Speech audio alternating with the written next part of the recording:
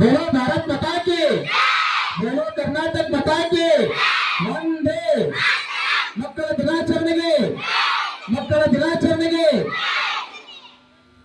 ಆಗಲೇ ಹೇಳಿದೆ ನಾನು, today is yours day and tomorrow is yours. ಹೌದಾ ಇಲ್ಲ? ಅದು ನಮ್ಮ ರಾಷ್ಟ್ರದ ಮೊದಲನೆಯ ಪ್ರಧಾನಮಂತ್ರಿ ದೊಡ್ಡ ಅದೇನಂತ ಹೇಳ್ತೇವಲ್ಲ ನಾವು, ತುಪ್ಪದ ಚಮಚ ನಾವೇನ ಬಳಸ್ತೀವಲ್ಲ, ಆ ಬಂಗಾರದ ಚಮಚವನ್ನ ಬಳಸ್ತಕ್ಕಂಥ ಬಡತನದಲ್ಲಿ ಹುಟ್ಟಿದವರು. ಬಹಳ ದೊಡ್ಡ ನಮ್ಮ ಈ ದೇಶ ಕಂಡಂತ ಬಹಳ ದೊಡ್ಡ ಶ್ರೀಮಂತ ಕುಟುಂಬದಲ್ಲಿ ಜನಿಸಿದರೂ ಸಹಿತ ಸಾಮಾನ್ಯರಂತೆ ಬಹಳ ಸರಳ ವ್ಯಕ್ತಿಗಳಾಗಿ ಈ ದೇಶದ ಅಭಿವೃದ್ಧಿಗಾಗಿ ಸೆರೆಮನೆವಾಸವನ್ನು ಅನುಭವಿಸಿ ಬ್ರಿಟಿಷರ ಸಾಕಷ್ಟು ಸಂಕಷ್ಟಗಳನ್ನ ಅನುಭವಿಸಿ ಈ ರಾಷ್ಟ್ರವನ್ನ ಪರತಂತ್ರದಿಂದ ಸ್ವತಂತ್ರವನ್ನ ಮಾಡುವಲ್ಲಿ ತಮ್ಮದೇ ಆಗಿರ್ತಕ್ಕಂಥ ಬಹಳಷ್ಟು ಹೋರಾಟಗಳನ್ನ ಮಾಡುತ್ತಾ ಈ ರಾಷ್ಟ್ರದ ಚುಕ್ಕಾಣಿಯನ್ನ ಹಿಡಿದಂತವರು ನಮ್ಮ ಜವಾಹರ್ಲಾಲ್ ನೆಹರು ಅವರು ಅಲ್ವಾ? ಕೆಲವು ನೋಡ್ರಿ, ಈಗ ಇವತ್ತು ನಿಮ್ಮ ದಿನಾಚರಣೆ ಇದ್ರೆ ಸೆಪ್ಟೆಂಬರ್ 5 ಯಾರ ದಿನಾಚರಣೆ? ಟೀಚರ್ಸ್ ಡೇ, ಶಿಕ್ಷಕರ ದಿನಾಚರಣೆ. ನೋಡ್ರಿ, who inspire himself there is no inventor the world. ಸ್ವಲ್ಪ ಅರ್ಥ ಮಾಡ್ಕೊಂಡು ಟ್ರೈ ಮಾಡ್ಬೇಕು. ಇಲ್ಲರಿ, who inspire himself there is no inventor the world. Who inspire another the world is not forgotten. ಯಾರು ತಮಗಾಗಿ ಬರುತ್ತಾರೆ ಅವರನ್ನ ಈ ಜಗತ್ತು ಮರಿತೈತಿ. ಯಾರು ಬೇರೆಯವರಿಗಾಗಿ ಈ ಬದುಕನ್ನು ಸವಿಸ್ತಾರೆ, ಬದುಕನ್ನ ತಮ್ಮ ಒಂದು ಈ ಜಗತ್ತಿಗಾಗಿ, ಸಮಾಜಕ್ಕಾಗಿ, ಬಡವರಿಗಾಗಿ, ದುರ್ಬಲರಿಗಾಗಿ ತಮ್ಮನ್ನು ಅರ್ಪಣೆ ಮಾಡ್ಕೊಳ್ತಾರೆ, ಅವರನ್ನ ಈ ಜಗತ್ತು, ಈ ಭೂಮಿ, ಈ ಒಂದು ಮನುಕುಲ, ಈ ಭೂಮಿ, ಸೂರ್ಯ, ಚಂದ್ರ, ಆಕಾಶ ಇರುವವರೆಗೂ ಸಹಿತ ಅವರನ್ನು ಯಾವತ್ತೂ ಸಹಿತ ಮರೆಯೋದಿಲ್ಲ. ಹಾಗಾಗಿ ಇವತ್ತು ನಿಮ್ಮ ದಿನಾಚರಣೆ ಆದರೂ ಅದರ ಹಿಂದಿರುವಂತ ಒಬ್ಬ ದೊಡ್ಡ ವ್ಯಕ್ತಿ ಯಾರು ಅಂತ ಅಂದ್ರೆ ಜವಾಹರ್ಲಾಲ್ ನೆಹರು ಅವರು. ಹೌದಾ ಇಲ್ಲ? ಇವತ್ತು ಸಾಕಷ್ಟು ಹುಟ್ಟುಹಬ್ಬಗಳನ್ನು ನಾವು ನೋಡ್ತಿರ್ತೇವೆ. ಇವತ್ತು ಚಾಲೆಂಜ್ ದರ್ಶನ್ ಅವ್ರದ್ದು, ತೂಗುದೀಪ್ ಇವರು, ನಮ್ಮ ಕಿಚ್ಚ ಸುದೀಪ್ ಅವರ ಬರ್ತಡೆ, ಹ್ಯಾಟ್ರಿಕ್ ಇರೋ ಶಿವರಾಜ್ ಕುಮಾರ್ ಒಂದು, ಹಂಗೆ ಹಿಂಗೆ ಇವತ್ತು ಸಾವಿರಾರು ಜನ ಸೇರಿದ್ದಾರೆ. ಇವತ್ತು ಹಂಗ ಮಾಡ್ತಾ ಇದ್ದಾರೆ, ಹಿಂಗ ಮಾಡ್ತಾ ಇದ್ದಾರೆ ಅಂತ ಕೇಳ್ತಾ ಇದ್ದೀವಿ. ಹೌದಾ ಇಲ್ಲ? ಅವರು ಯಾವ ಒಂದು ವೈಭವದ ಆಚರಣೆಗಳನ್ನ ಮಾಡಿಕೊಳ್ಳದೆ ತಮ್ಮ ಒಂದು ಖುಷಿಯನ್ನ, ತಮ್ಮ ಒಂದು ಸಂತೋಷವನ್ನ, ತಮ್ಮ ಒಂದು ಆನಂದವನ್ನ ಮಕ್ಕಳಲ್ಲಿ ಕಾಣುವ ಒಂದು ಪ್ರಯತ್ನವನ್ನು ಮಾಡಿ ಇವತ್ತು ಭಾರತ ಇತಿಹಾಸದಲ್ಲಿ ಒಂದು ಇತಿಹಾಸವಾಗಿ ಉಳಿದ್ರು ಅವರು. ಹೌದಾ ಇಲ್ಲ? ರಾಧಾಕೃಷ್ಣನ್ ಅವರು ಹೇಗೆ ತಮ್ಮ ಜನ್ಮ ದಿನಾಚರಣೆಯನ್ನ ಶಿಕ್ಷಕರ ದಿನಾಚರಣೆಯನ್ನಾಗಿ ಶಿಕ್ಷಕರಿಗೆ ಬಿಟ್ಟುಕೊಟ್ರು, ಹಾಗೆ ನಮ್ಮ ದೇಶದ ಪ್ರಧಾನಮಂತ್ರಿ ಆಗಿರ್ತಕ್ಕಂಥ ಜವಾಹರ್ಲಾಲ್ ನೆಹರು ಅವರು ತಮ್ಮ ದಿನಾಚರಣೆಯನ್ನು ಏನ್ ಮಾಡಿದ್ರು? ಮಕ್ಕಳಿಗಾಗಿ ಅರ್ಪಣೆ ಮಾಡಿದ್ರು. ಹೌದಾ ಇಲ್ಲ? ಹಾಗೆ ನಮ್ಮ ಬಣಕರ್ ಸರ್ ಹೇಳ್ತಾ ಇದ್ರು, ಅವರ ಕೋರ್ಟ್ ನಲ್ಲಿ ಯಾವಾಗಲೂ ಏನು ಮಿನುಗ್ತಾ ಇತ್ತು? ಗುಲಾಬಿ ಹೂವು. ನಾವು ಯಾರು ಕೊಟ್ಟು ಇಸ್ಕೊಂಡು ಅದನ್ನ ಹಿಡ್ಕೊಳ್ಳೋವಷ್ಟು ನಮಗೆ ತಾಳ್ಮೆ ಇರೋದಿಲ್ಲ. ತಕ್ಷಣ ಎಲ್ಲೋ ಟೇಬಲ್ ಮೇಲನೋ ಬೇರೆ ಎಲ್ಲನೋ ತಗೊಳಪ್ಪ ಮೊಯ್ ಅಂತ ಕೊಟ್ಬಿಡ್ತೀವಿ. ಆದ್ರೆ ಮಕ್ಕಳು ಕೊಟ್ಟಂತ ಒಂದು ಗುಲಾಬಿ ಹೂವು ಆಗಿರ್ಲಿ, ಅದು ಸಣ್ಣದಾಗಿರ್ಲಿ, ಅದು ಎಂತ ಗೊತ್ತಿಲ್ಲ, ಅದು ಯಾವುದೇ ವಸ್ತು ಆಗಿರ್ಲಿ, ಅದನ್ನ ತನ್ನ ಮುಡಿಯಲ್ಲಿ, ತನ್ನ ಒಂದು ಮೈ ಮೇಲೆ ಅಥವಾ ತನ್ನ ಜೋಬ್ನಲ್ಲಿ ಇಟ್ಕೊಂಡು ಆ ಮಕ್ಕಳಿಗೆ ಗೌರವವನ್ನು ಕೊಡ್ತಾ ಇದ್ರಲ್ಲ. ಹಾಗಾಗಿ ನೆಹರು ಅವರು ಬಹಳ ಒಬ್ಬ ದೊಡ್ಡ ವ್ಯಕ್ತಿಯಾಗಿ ಅವರು ಕಾಣ್ತಾರೆ. ಅವ್ರ ಬಗ್ಗೆ ನೀವು ಸಾಕಷ್ಟು ಯೂಟ್ಯೂಬ್ ಅಲ್ಲಿ, ಭಾಷಣಗಳಲ್ಲಿ ಅಲ್ಲೆಲ್ಲ ನೋಡಿದ್ರೆ ನೀವು ಮಕ್ಕಳನ್ನ ಯಾರಾದ್ರೂ ಬೇಜಾರು ಮಾಡ್ತಾ ಇದ್ರೆ, ಮಕ್ಕಳಿಗೆ ಏನಾದ್ರೂ ನೋವು ಕೊಡ್ತಾ ಇದ್ರೆ, ಮಕ್ಕಳಿಗೆ ಏನಾದ್ರೂ ಬೇರೆಯಿಂದ ತೊಂದರೆ ಆಗ್ತಾ ಇದೆ ಅಂತ ಅಂದ್ರೆ ಅದನ್ನ ಯಾವತ್ತೂ ಸಹಿತ ನೆಹರು ಅವರು ಸಹಿಸ್ತಾ ಇರಲಿಲ್ಲ. ತಕ್ಷಣನೇ ಅದಕ್ಕೆ ರೆಸ್ಪಾಂಡ್ ಮಾಡ್ತಾ ಇದ್ರು, ಪ್ರತಿಕ್ರಿಯಿಸ್ತಾ ಇದ್ರು. ಗೊತ್ತಾಯ್ತು ನಿಮಗೆಲ್ಲ? ಒಂದ್ಸರಿ ಸಣ್ಣ ಮಗು ಏನ್ ಮಾಡ್ತಾ ಇದ್ದ? ಒಂದ್ ಗಿಡದಲ್ಲಿ ಇರ್ತಕ್ಕಂತ ಮಾವಿನ ಹಣ್ಣನ್ನ ಕೇಳ್ತಾ ಇದ್ದ. ಆ ಮಾವಿನ ಹಣ್ಣ ಕೇಳ್ತಕ್ಕಂತ ತನ್ನ ಮನೆಯ ಸೆಕ್ಯೂರಿಟಿ ಗಾರ್ಡ್, ಏನ್ ಮನೆಯನ್ನ ಕಾಯ್ತಾರಲ್ಲ, ಆ ಸೆಕ್ಯೂರಿಟಿ ಗಾರ್ಡ್ ಏನ್ ಮಾಡ್ತಾನೆ? ಏನೇನು ನೀನು ನಮ್ಮ ಮನೆಗೆ ಬಂದ್ಬಿಟ್ಟು ನಮ್ಮ ಮರದಲ್ಲಿರ್ತಕ್ಕಂಥ ಹಣ್ಣುಗಳನ್ನು ಕೇಳ್ತೀಯ ಅಂತ ಅಂದು ಒಂದು ಬೆತ್ತ ತಗೊಂಡು ಅವನ್ನ ಹೊಡಿತಾ ಇರ್ತಾರೆ. ಅದು ಸಾಮಾನ್ಯ ಅಲ್ಲ. ಮಗು ಸುಮ್ಮನೆ ಸಿಗ್ತಾ ಇರಲಿಲ್ಲ. ಮಾವಿನ ಹಣ್ಣು ಬಹಳ ಎತ್ತರದಲ್ಲಿತ್ತು. ಕಲ್ಲು ಹೊಡೆದ, ಕೋಲಿಂದ ಹೊಡೆದ, ಸಿಗ್ಲಿಲ್ಲ. ಅಲ್ಲಿರ್ತಕ್ಕಂಥ ಇಟ್ಟಿಗೆಗಳನ್ನ ತಗೊಂಡ್ ಬಂದ. ಇಟ್ಟಿಗೆಗಳನ್ನು ಒಂದಿಟ್ಟ, ಮೇಲೆತ್ತು ನೋಡಿದ, ಸಿಗ್ಲಿಲ್ಲ. ಮತ್ತೊಂದಿಟ್ಟ, ಹಿಂಗೆ ಒಂದ್ರ ಮೇಲೆ ಒಂದು ಇಟ್ಟಿಗೆಗಳನ್ನಿಟ್ಟು ಕೊನೆಗೆ ಬಹಳಷ್ಟು ಇಟ್ಟಿಗೆಗಳನ್ನಿಟ್ಟು ಆ ಇಟ್ಟಿಗೆ ಮೇಲೆ ನಿಂತ್ಕೊಂಡು ಆ ಮಾವಿನ ಹಣ್ಣನ್ನ ಹರಿತಾ ಇದ್ದ. ಇನ್ನೇನು ಮಾವಿನ ಹಣ್ಣು ಸಿಗಬೇಕು, ತಗೊಂಡು ಅವನನ್ನು ತಿನ್ಬೇಕು, ಖುಷಿ ಪಡ್ಬೇಕು ಅನ್ನೋ ಒಂದು ಹೊತ್ತಿನಲ್ಲಿ ಈ ಸೆಕ್ಯೂರಿಟಿ ಗಾರ್ಡ್ ಏನ್ ಮಾಡ್ತಾನೆ, ಬೆತ್ತ ತಗೊಂಡು ಹೊಡೆದು ಬಿಡ್ತಾನೆ.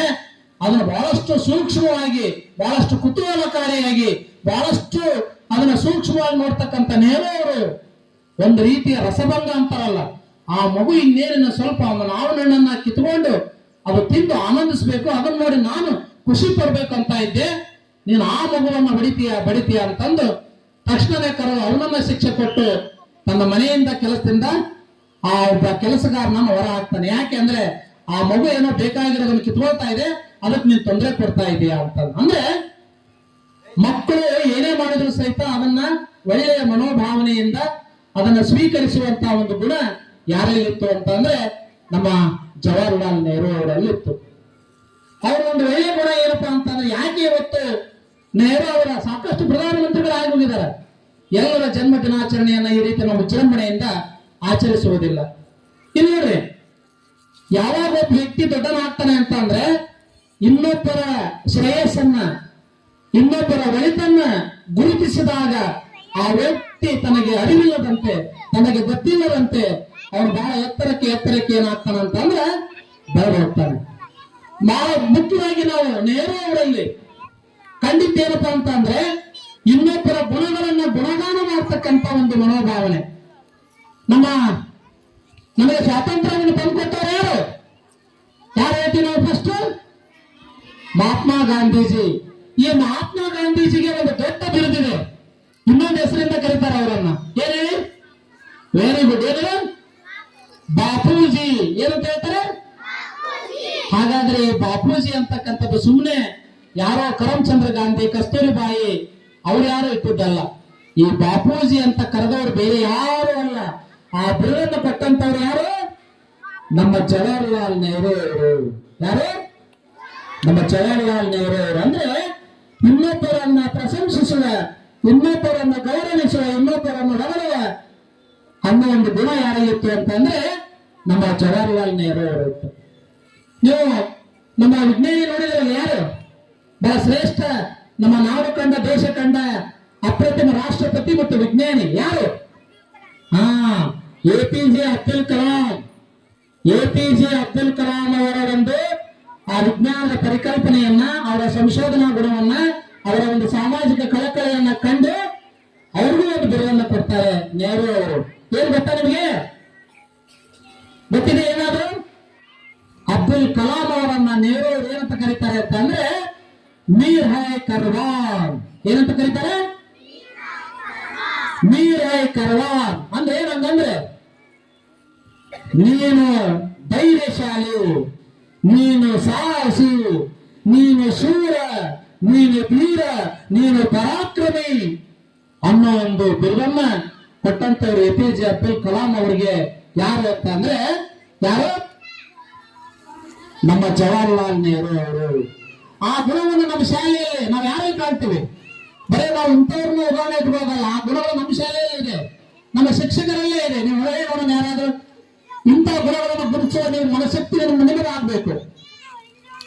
ಹೇಳೋಣ, ಅದು ನಮ್ಮ ಶಾಲೆಯ ಪ್ರಧಾನ ಗುರುಗಳಾಗಿರ್ತಕ್ಕಂಥ ವಿ ಮಂಡಬಸವಣ್ಣ ಸರ್ ಅಲ್ಲಿ ನಾನು ಆ ಗುಣವನ್ನ ಕಾಣ್ತಾ ಇದ್ದೇನೆ. ಯಾಕಂದ್ರೆ ಯಾವುದೇ ಒಂದು ದಿನಾಚರಣೆ ಆಗಿರ್ಬೋದು, ಯಾವುದೇ ಅದನ್ನ ತೇಲಿಸುವ, ಹಾರಿಸುವ, ಅದನ್ನೇನೋ ಮಾಡಿ ಮುಗಿಸುವ ಮನಸ್ಥಿತಿ ಅಲ್ಲ ಅವರು. ಮತ್ತಿನ್ನೊಂದು, ಅದು ಯಾರೇ ಆಗಿರ್ಲಿ, ಒಂದು ಸಣ್ಣ ಹುಡುಗ ಆಗಿರ್ಲಿ, ಶಿಕ್ಷಕ ಆಗಿರ್ಲಿ, ಗುರುಗಳಾಗಿರ್ಲಿ, ಯಾರೇ ಆಗಿರ್ಲಿ, ಅದು ಸಮಾಜದಲ್ಲಿರ್ತಕ್ಕಂಥ ನಮ್ಮ STMC ಅವರು, ಪೋಷಕರು ಯಾರೇ ಆಗಿರ್ಲಿ, ಅವರನ್ನ ಗುರುತಿಸುವ, ಅವರನ್ನ ಪ್ರೋತ್ಸಾಹಿಸುವ, ಅವರಿಗೆ ವೇದಿಕೆಗಳನ್ನು ಕಲ್ಪಿಸುವ, ಅವರಿಗೆ ಅವಕಾಶಗಳನ್ನ ನೀಡ್ತಕ್ಕಂಥ ಒಂದು ಮನೋಭಾವನೆ ಇರ್ತಕ್ಕಂಥವ್ರು ಯಾರು? ನಮ್ಮ ಶಾಲೆಯ ಪ್ರಧಾನ ಗುರುಗಳು. ಹೌದಾ ಇಲ್ಲ? ಇದು ಯಾವಾಗ ಒಬ್ಬ ವ್ಯಕ್ತಿ ಬೆಳಿತಾನೆ ಅಂತ ಅಂದ್ರೆ ಇತರರ ಗುಣಗಳನ್ನ, ಇತರರ ಒಂದು ಒಳ್ಳೆಯ ಗುಣಗಳನ್ನ ನಾವು ಒಪ್ಪಿಕೊಂಡಾಗ, ಅದನ್ನು ಪ್ರೋತ್ಸಾಹಿಸಿದಾಗ ಮಾತ್ರ ನಾವೇನಾಗ್ತೀವಿ ಅಂತಂದ್ರೆ ನಮ್ಮ ಗರ್ವೀಯವಂತೆ ನಾವು ದೊಡ್ಡವರಾಗ್ತೀವಿ. ಅಂತ ಗುಣಗಳನ್ನ ಬೆಳೆಸ್ಕೊಳ್ಬೇಕು. ಹೆಚ್ಚು ನಾನು ಮಾತಾಡಕ್ ಹೋಗೋದಲ್ಲ, ಇದು ನಿಮ್ಮ ದಿನಾಚರಣೆ. ಒಂದು ಹೇಳಕ್ಕೆ ಇಷ್ಟಪಡ್ತಾನೆ ಏನಂತ ಅಂದ್ರೆ, ಒಂದು ಸಣ್ಣ ಇನ್ಸಿಡೆಂಟ್. ಒಂದ್ಸಲ ಏನಾಗತ್ತೆ, ಒಂದು ಬ್ಯಾಂಕ್ ನಲ್ಲಿ ಎಲ್ಲ ಕಳವು ಮಾಡ್ತಾರೆ. ಬ್ಯಾಂಕ್ ನಲ್ಲಿ ಏನಿರ್ತೈತಿ, ಏನಿರ್ತಾವೇನ್ರಿ? ಬ್ಯಾಂಕ್ ಕಳವು ಮಾಡ್ತಾರೆ, ಬೇರೆ ಎಲ್ಲಿ ಕಳವು ಮಾಡಂಗಿಲ್ಲ. ನಿಮ್ ಮನೆ ಕಳವು ಮಾಡಂಗಿಲ್ಲ. ಯಾಕ? ನಿಮ್ ಮನೆಗೆ ಏನು ಸಿಗಂಗಿಲ್ಲ. ಬ್ಯಾಂಕ್ನಾಗ ಕನ್ನ ಹಾಕಿದ್ರೆ ಬಹಳಷ್ಟು ಒಡವೆ, ಬಂಗಾರ, ದುಡ್ಡು, ಕಾಸು ಎಲ್ಲ ಸಿಗುತ್ತೆ. ಹಿಂಗ ಒಬ್ಬ ಕಳ್ಳರು ಏನ್ ಮಾಡ್ತಾರೆ ಅಂತಂದ್ರೆ, ಒಂದು ದೊಡ್ಡ ಬ್ಯಾಂಕಿಗೆ, ಒಂದು ದೊಡ್ಡ ಬ್ಯಾಂಕ್, ಬಹಳ ದುಡ್ಡು ಇರ್ತಕ್ಕಂಥ ಬ್ಯಾಂಕಿಗೆ ಕನ್ನ ಹೊಡಿತಾರೆ. ಕನ್ನ ಅಂತ ಅಂದ್ರೆ ಕಳವು ಮಾಡ್ತಾರೆ. ಕಳವು ಮಾಡ್ತಾರೆ. ಆ ಬ್ಯಾಂಕಿನಲ್ಲಿ ಇರ್ತಕ್ಕಂಥ ಎಲ್ಲಾ ಹಣವನ್ನ, ಎಲ್ಲಾ ದುಡ್ಡನ್ನ, ಎಲ್ಲಾ ಬಂಗಾರವನ್ನ ಎಲ್ಲದನ್ನ ಕಳವು ಮಾಡ್ತಾರೆ. ಎಲ್ಲ ಕಳವು ಮಾಡ್ಕೊಂಡು ಹೋಗ್ತಾರೆ. ಆದ್ರೆ ಒಂದೇ ಒಂದು ವಸ್ತುವನ್ನು ಬಿಟ್ಟಿರ್ತಾರೆ. ಏನು ಅಂತಂದ್ರೆ, ಈ ಬ್ಯಾಂಕಿನಲ್ಲಿ ಸಹಿ ಮಾಡ್ಲಿಕ್ಕೆ ಒಂದು ದಾರವನ್ನು ಕಟ್ಟಿ ಬಿಟ್ಟಿರ್ತಕ್ಕಂಥ ಒಂದು ಪೆನ್ ಇರ್ತೈತಿ. ಪೆನ್ ಮಾತ್ರ ಬಿಟ್ಟಿರ್ತಾರೆ. ಅದಕ್ಕೆ ಒಬ್ಬ ಕವಿ ಕೇಳ್ತಾನೆ, ನಮ್ಮ ಬೀಚಿ ಅವರನ್ನ, ನಮ್ಮ ಹಾಸ್ಯ ಬ್ರಹ್ಮ ಬೀಚಿ ಅವ್ರನ್ನ ಪ್ರಶ್ನೆ ಮಾಡ್ತಾರೆ. ಬೀಚಿ ಅವರೇ, ನೀವು ಹಾಸ್ಯ ಪ್ರಜ್ಞೆಯುಳ್ಳವರು, ಬಹಳಷ್ಟು ತಿಳ್ಕೊಂಡವರು, ಜ್ಞಾನಿಗಳು, ನಿಮಗೊಂದು ಪ್ರಶ್ನೆ ಕೇಳ್ತೀನಿ, ಅದಕ್ಕೆ ನೀವು ಒಂದೇ ಒಂದು ಲೈನ್ ಅಲ್ಲಿ ಉತ್ತರ ಹೇಳ್ರಿ ಅಂತ ಹೇಳ್ತಾರೆ. ಏನಂದ್ರೆ, ನಮ್ಮ ಊರಿನಲ್ಲಿರ್ತಕ್ಕಂಥ ಒಂದು ದೊಡ್ಡ ಬ್ಯಾಂಕ್ ಕಳವಾತು. ಆ ಬ್ಯಾಂಕ್ ನಲ್ಲಿ ಇರ್ತಕ್ಕಂಥ ಎಲ್ಲ ಹಣವನ್ನ ಲೂಟಿ ಮಾಡಿದ್ರು. ಆದ್ರೆ ಒಂದು ಪೆನ್ನನ್ನು ಮಾತ್ರ ಬಿಟ್ಟಿದ್ದಾರೆ. ಇದಕ್ಕೆ ನಿಮ್ಮ ಅನಿಸಿಕೆ ಏನು ಅನ್ನೋದನ್ನ ಒಂದು ಮಾತಲ್ಲಿ, ಒಂದು ಲೈನಲ್ಲಿ ಉತ್ತರ ಹೇಳ್ರಿ ಅಂತ ಅಂದಾಗ ಬೀಚಿ ಅವರು ಮತ್ತೊಂದ್ಸರಿ ಕೇಳ್ತಾರ, ಏನಾಯ್ತು ಹೇಳಿ ಇನ್ನೊಂದ್ಸರಿ ಅಂತ ಅಂದಾಗ, ಇಲ್ಲ, ನಮ್ಮ ಗ್ರಾಮದಲ್ಲಿ ಬ್ಯಾಂಕ್ ಕಳವಾಗಿದೆ, ಎಲ್ಲ ಹಣ ದೋಚಿದ್ದಾರೆ, ಒಂದು ಪೆನ್ನನ್ನು ಮಾತ್ರ ಬಿಟ್ಟಿದ್ದಾರೆ, ಇದಕ್ಕೆ ಉತ್ತರ ಕೊಡ್ರಿ ಅಂದಾಗ ಬೀಚಿ ಅವರು ಹೇಳ್ತಾರೆ.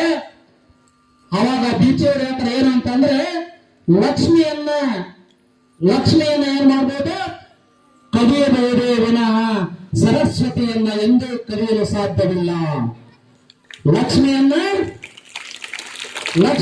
ಕದಿಯಬಹುದೇ ವಿನಃ ಈ ಜಗತ್ತಿನಲ್ಲಿ ಸರಸ್ವತಿಯನ್ನ, ಜ್ಞಾನ ದೇವತೆಯಾದ ವಿದ್ಯಾ ದೇವತೆಯನ್ನ ಈ ಜಗತ್ತಿನಲ್ಲಿ ಯಾರು ಸಹಿತ ಕಳು ಮಾಡಕ್ಕಾಗಲ್ಲ ಅನ್ನೋ ಒಂದು ಮಾತನ್ನ ಹೇಳ್ತಾರೆ. ಅಂದ್ರೆ ಅವ್ರ ಮಾತಿನ ಉದ್ದೇಶ ಏನಂದ್ರೆ, ನಾವೆಲ್ಲರೂ ಸಹಿತ ಲಕ್ಷ್ಮಿ ಹಿಂದೆ ಹೋಗದೆ ಯಾರ ಹಿಂದೆ ಹೋಗ್ಬೇಕು? ನಾವೆಲ್ಲರೂ ಸರಸ್ವತಿ ಹಿಂದೆ ಹೋಗ್ಬೇಕು.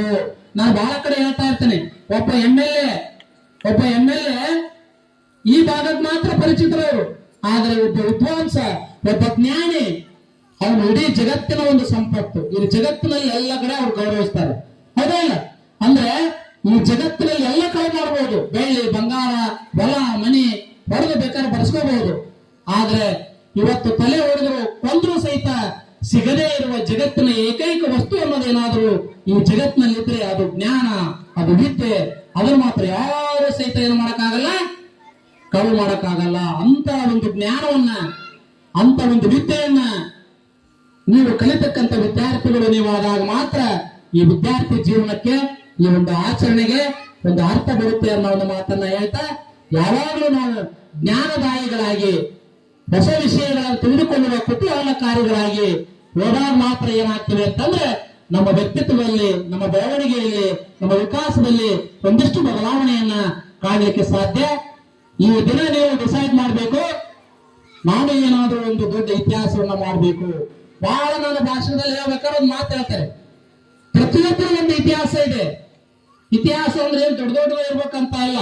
ನೀವು ಅಂಬೇಡ್ಕರ್ ತರ ಒಂದು ಸಂವಿಧಾನ ರಚನೆ ಮಾಡೋದು, ನಮ್ಮ ಪಾಟೀಲ್ ಪುಟ್ಟಪ್ಪ ಅವ್ರ ತರ ಸಾಕಷ್ಟು ಕೃತಿಗಳನ್ನು ರಚನೆ ಮಾಡೋದು, ಪ್ರಧಾನಮಂತ್ರಿ ಆಗೋದು ಇವೇ ಅಲ್ಲ.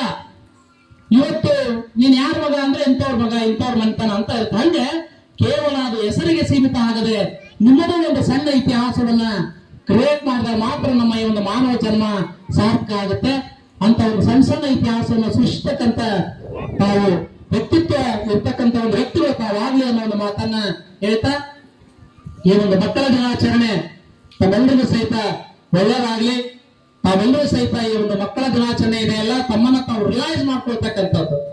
ನಾನು ಎಲ್ಲಿದ್ದೀನಿ, ನಾನು ಏನ್ ಆಗ್ಬೇಕು, ನಾನು ಮುಂದೆ ಏನಾಗ್ಬೇಕಾದ್ರೆ ನಾನು ಯಾವ ರೀತಿ ಕೆಲಸಗಳನ್ನ ಮಾಡ್ಬೇಕು, ಯಾವ ರೀತಿ ಅಭ್ಯಾಸ ಮಾಡ್ಬೇಕು ಅನ್ನೋದನ್ನ ನೀವು ಪ್ರತಿದಿನ ರಾತ್ರಿ ಮಲಗಿದಾಗ ಇವತ್ತೆಷ್ಟು ಪಾಠ ಆದವು, ಅದರಲ್ಲಿ ನನಗೆ ಎಷ್ಟು ಅರ್ಥ ಆಗಿದೆ, ನಾನೆಷ್ಟು ಪ್ರಯತ್ನ ಮಾಡಿದೆ, ನನ್ನಲ್ಲಿ ಏನು ಉಳಿದಿದೆ ಅನ್ನೋದನ್ನ ಪ್ರಶ್ನೆ ಮಾಡ್ಕೊಂಡಾಗ ಮಾತ್ರ ನಿಮ್ಮ ವಿದ್ಯಾರ್ಥಿ ಜೀವನ ಸಾರ್ಥಕ ಆಗುತ್ತೆ, ನಿಮ್ಮಲ್ಲಿ ಒಂದು ಉತ್ತಮ ಬೆಳವಣಿಗೆ ಆಗುತ್ತೆ ಅನ್ನೋ ಒಂದು ಮಾತನ್ನ ಹೇಳ್ತಾ, ತಮ್ಮೆಲ್ಲರಿಗೂ ಸಹಿತ ಶುಭವಾಗಲಿ. ಈ ಒಂದು ಮಕ್ಕಳ ದಿನಾಚರಣೆ ನಿಮ್ಮೆಲ್ಲರಿಗೂ ಸುಖ, ಸಂತೋಷ, ಶಾಂತಿ, ಒಳ್ಳೆ ಜ್ಞಾನವನ್ನ ಆ ಸರಸ್ವತಿ ದೇವಿ ತಮಗೆ ಅನುಗ್ರಹಿಸಲಿ ಅನ್ನೋ ಮಾತನ್ನ ಹೇಳ್ತಾ ಈ ಒಂದು ಸಂದರ್ಭದಲ್ಲಿ ತಮ್ಮೆಲ್ಲರನ್ನ ಉದ್ದೇಶಿಸಿ ಪ್ರಾಸ್ತಾವಿಕವಾಗಿ ಮಾತನಾಡಲಿಕ್ಕೆ ಅವಕಾಶ ಮಾಡಿಕೊಟ್ಟಂತ ತಮ್ಮೆಲ್ಲರಿಗೂ ನನ್ನ ಮಾತನ್ನು ಮುಗಿಸ್ತಾ ಇದ್ದೇನೆ. ಜೈ ಹಿಂದ್, ಜೈ ಕರ್ನಾಟಕ ಮಾತಾಡ್ತೀನಿ.